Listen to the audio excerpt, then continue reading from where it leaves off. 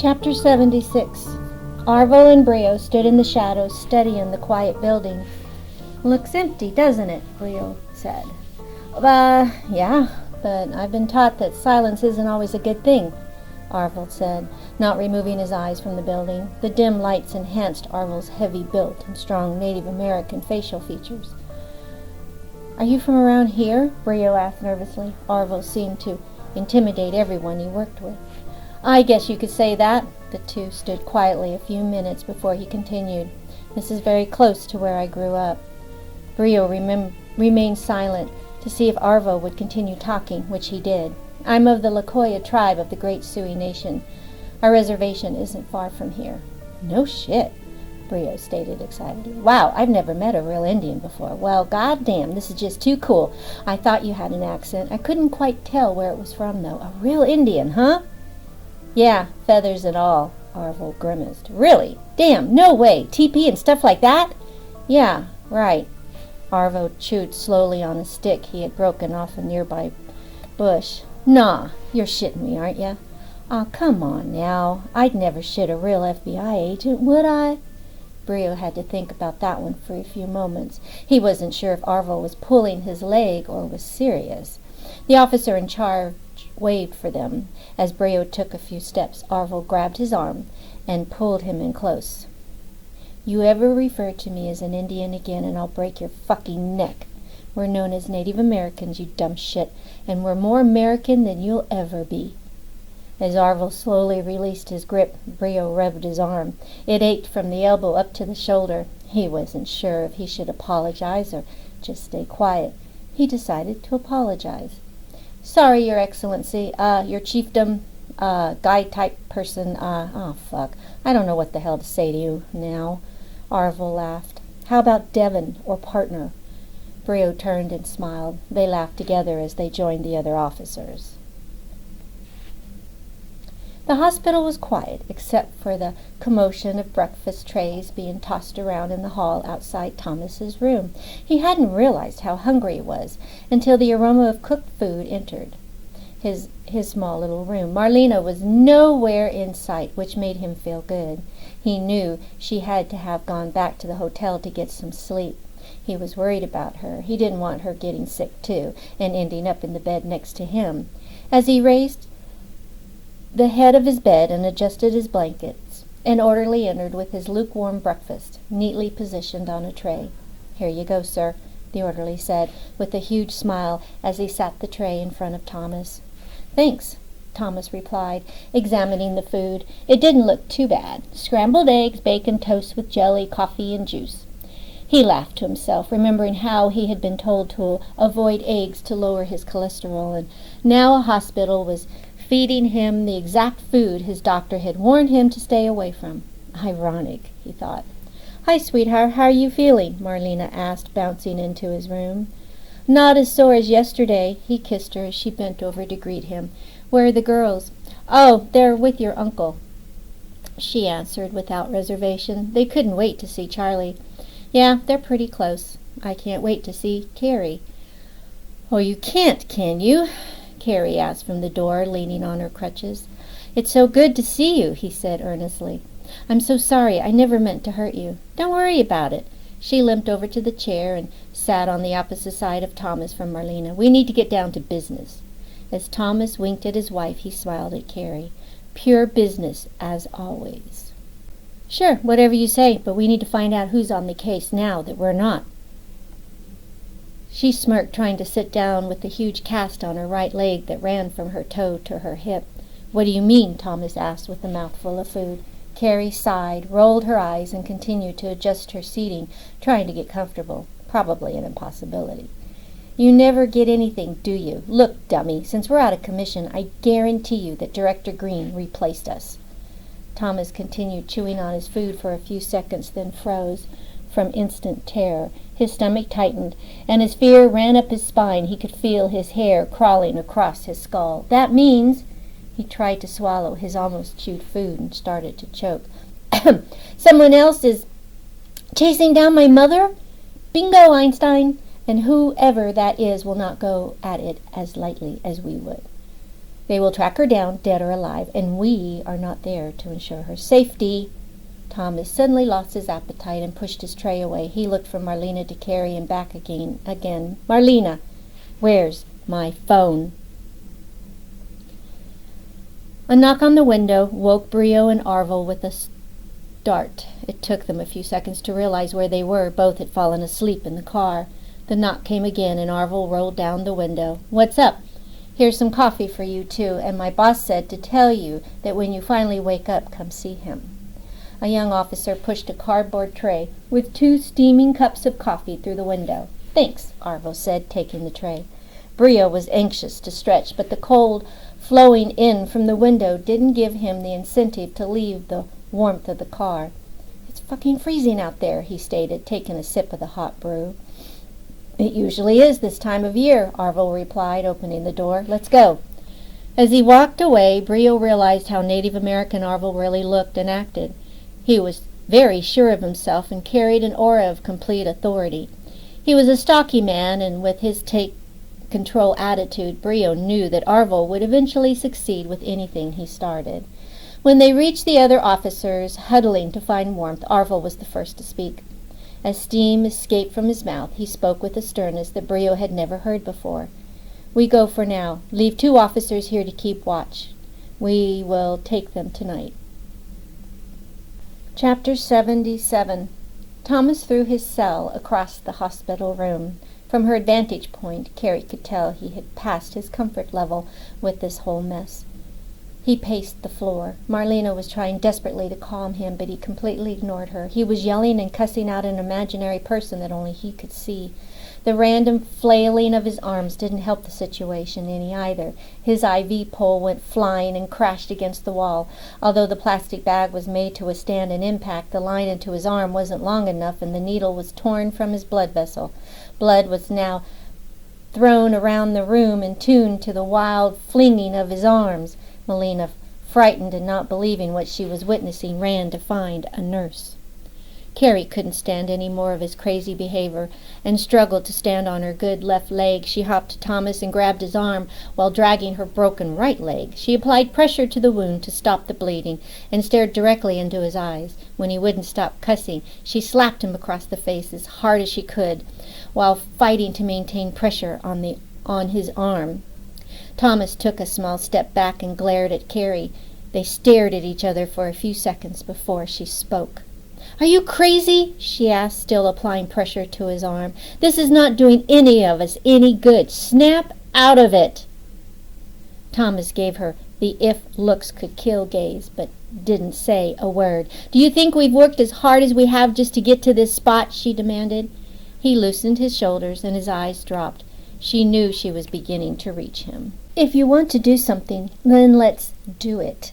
But all this crazy around is not solving anything. Now, shall we sit down and strategize? Or do you want to continue to repaint this room red, huh?" Thomas took a deep breath.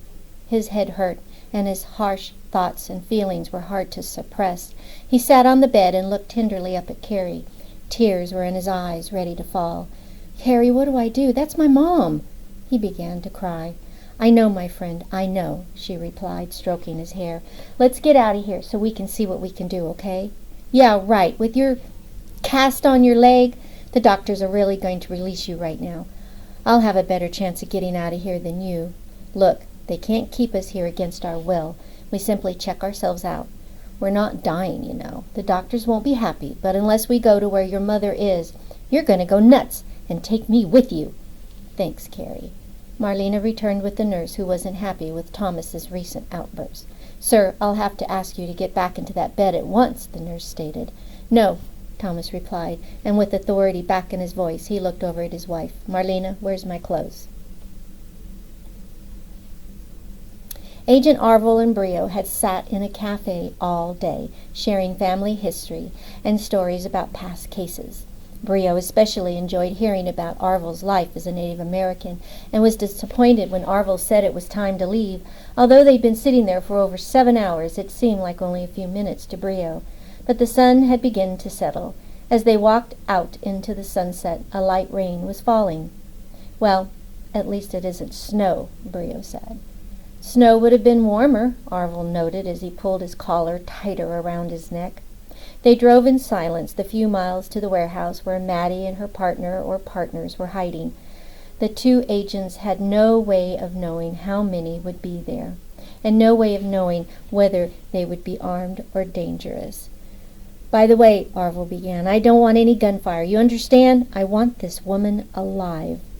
Right," Brio replied eagerly, knowing he would have to disobey that order. He just prayed that Arvil wouldn't shoot him before he was able to complete his assignment. Brio's cell rang and he jumped at the sound. He wasn't expecting any calls and was worried about who was trying to contact him. "Hello?" he said. The dial was flashing restricted numbers, so Brio had no way of knowing who it was. The caller made no introduction and simply said, "Failure is not an option." Brio flipped his phone shut without uttering a word and turned as white as a sheet. Arvil squinted and glanced at Brio, then turned back to the road. He could feel something wasn't right. Something felt funny, and suddenly he was worried about his own life. Thomas sped down the highway toward the abandoned warehouse with a sinking feeling deep in the pit of his stomach. Carrie was sitting on the back seat with her right leg elevated, arguing with Director John Green on her phone. They had been ordered back to the hospital, but Carrie explained that although the staff was not happy, she and Thomas had every right to leave. Also, since they were on medical leave, they had the right to go wherever they desired. She simply stated that this was in their best interest. Although she was not winning the argument, she and Thomas were shortening the distance between them and the warehouse. Thomas was trying hard to concentrate on his driving. He did not want to get into another accident, especially with Carrie in the back seat. The rain began hitting the windshield and he clicked on the wipers. They sprang to life, bouncing to a rhythm of their own. The tune was almost soothing and somewhat hypnotic. Thomas suddenly felt like he was in the back seat of his mother's car holding a cat. What was that cat's name? Puffy. Yeah, that's right, Puffy. How old was I? 6? 7? He couldn't remember, but he loved his mother, that deep, deep love. They only had each other after his father's sudden death. He could now see the funeral and his mother crying, which reminded him of his love for his wife, Marlena. How did his mother live through that terrible ordeal? He now knew why he cherished Marlena so much. It was because of the understanding that his mother had taught him, the understanding of what it really meant to be completely committed to another individual. He had learned it that tearful day, watching his mother dissolve slowly into herself when she grasped the reality of her emptiness. He could still see her lying on the grass, helpless and desperate, to rid herself of the pain that was tearing through her and ripping her heart apart. Thomas wondered what he would do without Marlena, but quickly brushed that idea from his mind. He knew he could not live if he lost his wife. He could never be as strong as his mother. The idea of not having his mother suddenly petrified him even more. Just the thought of having to bury her, as he had his father, was more than he could think about. Thomas heard Carrie arguing into her phone and realized how much he loved and counted on her. Not like he loved Marlena. It was in a different way. He glanced up to his rearview mirror and understood how much he relied on Carrie and her judgment. "That man is a total ass," she said as she shut off her phone. "How much further?" "Next exit is ours. How's your leg?" "I'll survive. I'll take another pain pill in case I have to run." "Don't you dare," he snapped. "Just joking." She smiled, raising her eyebrows. Brio stood in the freezing rain listening to Arvil giving his orders to the local police. The lights were glaring so much that although the sun had completely set, the area resembled daylight. Brio felt this was his chance to position himself before Arvil did. He picked a spot behind a squad car about 100 yards from the main garage. From this vantage point, he'd be able to hit his target dead on. He only hoped he was far enough away. Arvil continued to give out orders, and as he did, the garage door slowly opened. A revving car's engine could be heard coming from inside. Brio's heart skipped a beat. This was his cue. He positioned his high-powered rifle and looked through the scope. Perfect, he told himself, as he glanced over at Arvil, who was busy watching the garage. The local police ran to take their positions, and Arvil grabbed the bullhorn and began to talk. Madison Jane Olson, this is the FBI. Turn off your car and come out with your hands up. You are surrounded. We will not hurt you, but we will not allow you to leave. The car's light came on, and it pulled out ever so slightly. The engine revved again. Hold your fire, Arvil yelled, looking at all the officers. Hold your fire. 3 revs in a row, then count to 20, Brio told himself. 3 revs. Thomas turned off the main road and onto the dirt road that led to the warehouse. Damn, look at this. It's as bright as day. Carrie sat up as straight as she could without hurting her hip. Guns. They've got guns. The car revved 3 times, and Brio began to count. 1 elephant, 2 elephant, 3 elephant. His knees felt weak, and he prayed that they wouldn't give out as he counted. Hold your fire, Arvil yelled. Madison Jane, I order you to come out now with your hands up, and this is your last chance. Thomas screeched to a halt about 50 feet from the rest of the officers. Although Carrie had a full cast leg, she was out of the car before Thomas, half running, half hopping, on her crutches toward the officers. Stop, Carrie yelled. Stop, please stop. Thomas was close on Carrie's heels as they both hurried to stop the slaughter that was about to start. Thomas's stomach was now in his throat, and his heart was beating so fast it felt like it was tearing through his chest. 16 elephant, 17 elephant. Hold them back, Arvil yelled, and no one shoot. 18 elephant, don't shoot, please, Carrie screamed. Thomas couldn't speak. He was full of terror, and his mind was a total blank. 19 elephant, what are you doing here? Arvil asked the 2 who were now standing next to him. 20 elephant. The shot that rang out of Brio's high-powered rifle could be heard for only a few brief seconds, but it pushed the spinning bullet towards its target with such force that it was impossible for any of the officers to tell where that target was or where the shot came from. The officers spun around, trying desperately to determine who had fired. A small tin about the size of a pocket radio was sitting on a barrel to the left of the garage. As the bullet penetrated the small tin, a spark from the metal of the bullet hitting the metal of the tin began an instant chain reaction. Each unique mini-explosion emanating from the small tin can merged together and created one huge explosion that ripped a large gash into the top of the barrel, which contained a solid explosive. The fireball awoke with such a fury that the car partially hidden inside the warehouse was reduced to almost nothing within a few seconds. The metal that had once resembled a white 1989 Ford Mustang LX was either hurtling out over the vacant field in pieces or melting onto the floor of what was left of an old warehouse. The heat and force hit the first few squad cars with such pressure that it propelled them up and over the officers' heads. The blast then attacked the officers themselves and sent them sailing over the heads of Brio, Arvil, Carrie, and Thomas, who followed their ascents with terror in their eyes. Holy shit!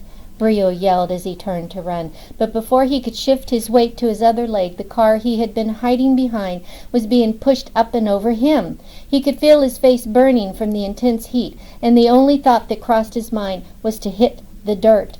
The ground ignited in vibration and repelled the blast from below, which created a shock wave that struck relentlessly at the warehouse until the steel beams could withstand no more and finally gave way. The heavy beams crashed onto the cement floor and sent pieces of rock and dirt flying uncontrollably high into the air. Arvil grabbed Carrie and Thomas and dove for the ground as Brio had done a few seconds before. The flames seared their hair, and the heat was followed by pieces of warehouse dirt and God only knows what else. The intense heat created a vacuum that pulled the air away from the agents, who were now gasping for breath. Their lungs burned from the lack of fresh air, and Carrie dug her nose into the crease of her elbow and prayed. She began to count backwards from 60. When she reached 45, the explosion had subsided almost as quickly as it had appeared. Falling debris and a light mist of rain continued to pelt the agents as they hugged the earth for protection. A hard rock pierced Thomas's left arm, but with all the adrenaline circulating through his veins, he never felt it. Warm blood created a pool in the soft dirt. Drops of rain created ripples as it mixed with the blood. But it was too dark for anyone to notice. The blast had destroyed all the lights and the night once again engulfed them in complete darkness. Carrie had reached the number 20 for the second time, and all was quiet except for the sound of rain hitting things around them. It could only be things because Carrie wasn't sure what was left of the warehouse or the people who had been inside. She slowly raised her head and rested her body on her palms and her knees. Her leg cast was cracked, and the pain shot through her body and attacked her with such force that she instantly fell back to the ground. She tried to ignore it and raised herself onto one knee and her hands again. Her hair was plastered with dirt and gravel, which created a mud halo as she shook her head. All was dark except for a few sparks snapping randomly from the demolished warehouse. She groaned softly and tried to sit up, but her head was spinning madly, her ears were ringing, and she felt sick to her stomach. She lowered her head and let her knees support the majority of her weight. She couldn't hear anything except for the ringing, and she thought her eardrums must have been ruptured. Arvel rose slowly and shakily to his knees and tried to summarize the situation, but the darkness was not going to allow that. "Everyone all right?" he yelled. "Please, yell your name and condition if you can." As he sat quietly on his knees, he heard Carrie first. "I'm okay," she cried meekly, surprised that she heard his voice. Thomas tried to raise himself off the ground, but his left arm gave way under his weight, and a sudden stabbing pain radiated from throughout his whole body. He was again back to hugging the earth for support. "I'm here, sir. I'm Officer Stevens, and I'm with 3 others. We're fine," a young man yelled from somewhere in the field. Arvel wasn't sure where the voice came from, for he couldn't see a damn thing. Brio was afraid to say a word. He lay motionless, hoping he had been forgotten. His ears were ringing and his head ached. His chest hurt, and for some reason it was hard for him to breathe. "Thomas, Brio, are you all right?" Arvel yelled again. "I'm hurt," Thomas cried in a low voice. Brio didn't answer. He couldn't. Sirens could be heard in the distance as Brio slowly crawled to Thomas. Carrie soon found them both in the total darkness, and the 3 laid quietly in shock, awaiting the arrival of help.